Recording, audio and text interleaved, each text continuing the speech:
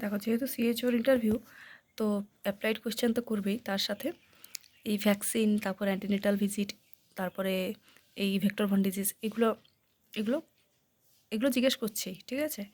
তো প্রথমে হচ্ছে, যদি প্রথম প্রশ্ন হচ্ছে, একটা মা তার বাচ্চাকে ভ্যাকসিন দিতে চাইছে না, তুমি তাকে কীভাবে মোটিভেট করবে? তো এটার উত্তরটা যেভাবে দেবে সেটা হলো যে, যদি মাটি ভ্যাকসিন নিতে না চায়, তখন আমরা তাকে ডিরেক্টলি জিজ্ঞেস করব যে কেন সেই মাটা তার বাচ্চাকে ভ্যাকসিনটা দিতে চাইছে না। এর থেকে আমরা জানতে পারবো যে মায়ের কোথায় ঠিক মানে প্রবলেমটা আছে। সে কি জানে না ভ্যাকসিন জিনিসটা কি, নাকি আগে তার বাচ্চার কোনো ভ্যাকসিন দেওয়ার ফলে রিয়াকশন হয়েছিল, সেই ভয়ে দিতে চাইছে না। যাই হোক, সে যদি ভ্যাকসিন জিনিসটাই কী সেটা না জানে, সেক্ষেত্রে তাকে আমরা ভ্যাকসিনটা কী সেটা জানাবো। আর যদি আগের কোনো ভ্যাকসিনের সাইড এফেক্ট হয়েছিল, সেই ক্ষেত্রে আমরা তাকে আলাদাভাবে বোঝাবো। প্রথমে বলবো যে ভ্যাকসিন হলো বাচ্চাদের জন্য একটা শিল্ড, যা তাদের বাচ্চাকে ইমিউনিটি প্রদান করে এবং ডিজিজ থেকে কমব্যাট করায়, মানে ডিজিজ থেকে প্রতিরোধ করে। বিভিন্ন রকমের যে মারণ রোগ রয়েছে, এই ভ্যাকসিনের দ্বারা সেই বাচ্চাকে প্রোটেক্ট করা যায়। এগুলো হলো, তাকে বোঝালাম যে ভ্যাকসিন জিনিসটা কী। তারপর যদি বলে যে আমার বাচ্চার ভ্যাকসিন নেওয়ার ফলে আগে এরকম সমস্যা হয়েছিল, মানে এটা ওনারা তোমাকে ঘুরিয়ে জিজ্ঞেস করবে যে এরকম বলছে যে আমার বাচ্চার আগে এরকম রিয়াকশন হয়েছিল, তখন তুমি কীভাবে বোঝাবে? তখন বলবে যে এই ভ্যাকসিনের ফলে এই ছোটোখাটো যে লক্ষণগুলো, সাইড ইফেক্টগুলো আছে, এগুলো হতেই পারে, ঠিক আছে।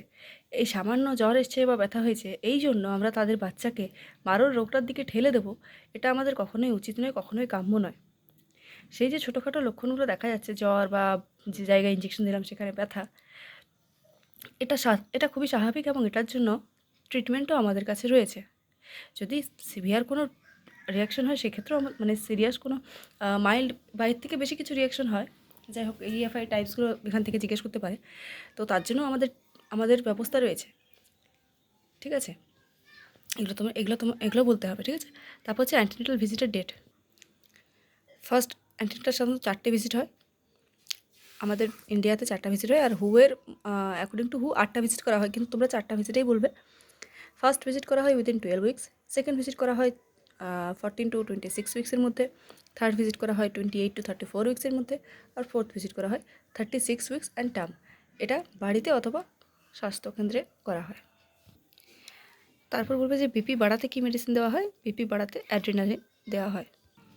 তারপরে প্রশ্ন হচ্ছে NVBDCP এর আন্ডারে কোন রোগগুলি সাধারণত দেখা হয়? তাহলে NVBDCPর ফুল ফর্মটা এক করছে জেনে রাখবে, national vector borne disease control programme. এর আন্ডারে যে রোগগুলো থাকে সেগুলো হচ্ছে ম্যালেরিয়া, 6টা রোগ থাকে, ঠিক আছে। ম্যালেরিয়া, ফাইলেরিয়া, ডেঙ্গু, কালা আজার, চিকেনগুনিয়া, জাপানি এনসেফ্যালাইটিস। এই 6টা রোগ, ছটাই বলতে হবে। তারপরে প্রশ্নটা হচ্ছে ভ্যাকসিন সম্বন্ধে জিজ্ঞেস করতে পারে যে ফ্রোজেন ডিপিটি এবং ফ্রোজেন ওপিভি তুমি ব্যবহার করতে পারবে? তো সেক্ষেত্রে তো দেবে যে ফ্রোজেন ওপিভির ক্ষেত্রে যদি ভিভিএমটা ঠিক থাকে, মানে ভ্যাকসিন ভায়াল মনিটরটা ঠিক থাকে, এক্সপায়ারি ডেটটা ঠিক থাকে, মানে ইউজ করার মধ্যে থাকে, তাহলে আমরা ইউজ করতে পারবো। কারণ ওপিভিটা ডিজাইন হয়েছে এইভাবে যে এটাকে -15 থেকে -25-এর মধ্যে স্টোর করা হয়, এবং ফ্রোজেন যদি ওপিভি ফ্রোজেন হয়ে যায়, সেক্ষেত্রে সেই ওপিভিটাকে করে মানে গলিয়ে ব্যবহার করব, মানে ওপিভিটা আমরা ব্যবহার করতে পারি। কিন্তু ফ্রোজেন ডিপিটিটা আমরা ব্যবহার করতে পারবো না, কারণ ডিপিটি হলো একটা ফ্রিজ সেন্সিটিভ ভ্যাকসিন, এবং এটি যদি ফ্রিজ হয়ে যায়, মানে ফ্রোজেন হয়ে যায়, সেক্ষেত্রে তার পোটেন্সিটা নষ্ট হয়ে যায়। সেক্ষেত্রে 2 থেকে 8 ডিগ্রি সেন্টিগ্রেডে, কারণ এই যে ডিপিটিটা 2 থেকে 8 ডিগ্রি সেন্টিগ্রেডে রাখা হয়, কখনো এটাকে ফ্রিজ করা হয় না। এর মধ্যে অ্যালুমিনিয়াম অ্যাডসিভেন্ট থাকে, যেটা নষ্ট হয়ে যায়, ঠিক আছে। তারপর যদি আমরা সাসপেক্ট করি যে এই ডিপিটিটা নষ্ট হয়ে গেছে, সেক্ষেত্রে সেই ডিপিটির আমরা সেক টেস্ট করে থাকি। সেক টেস্ট কি, সেটা আগে কোনো একটা ভিডিওতে বলা আছে।